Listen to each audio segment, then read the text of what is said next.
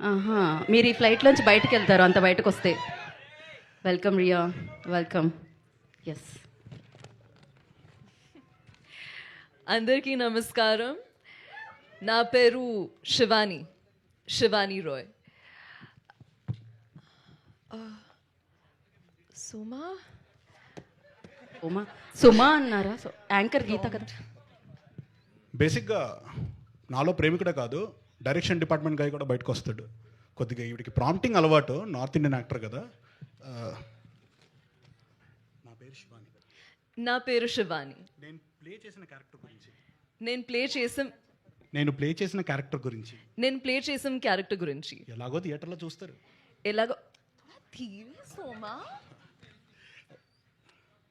ఎలాగో థియేటర్లో చూస్తాను.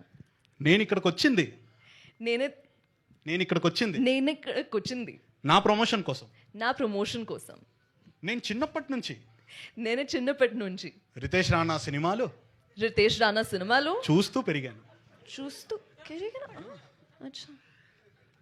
నన్ను ఎంతగానో ఆదరిస్తున్నా మీ వల్లండి తెలుగు ప్రజలందరికీ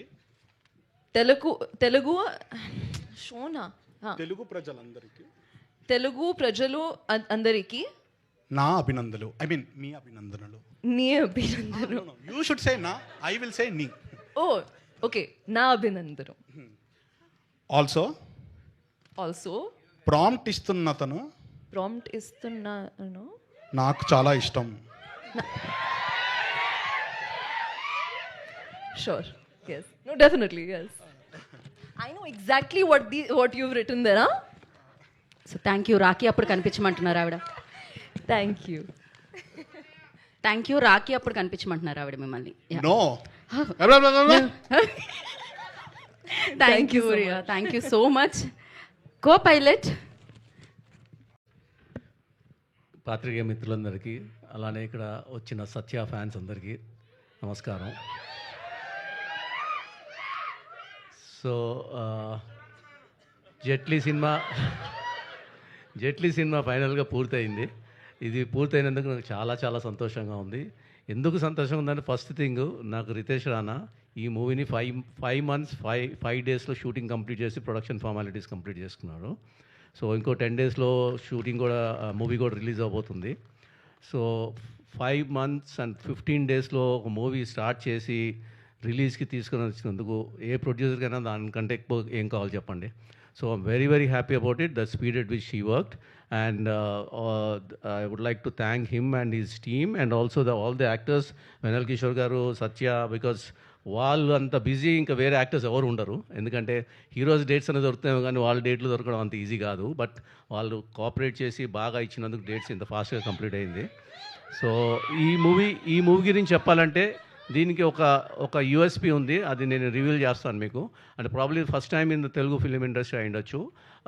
about 80% of the movie is shot in a flight, which is very rare. Mean so far at least Telugu ఇండస్ట్రీలో రాలేదు ఇప్పుడు దాకా.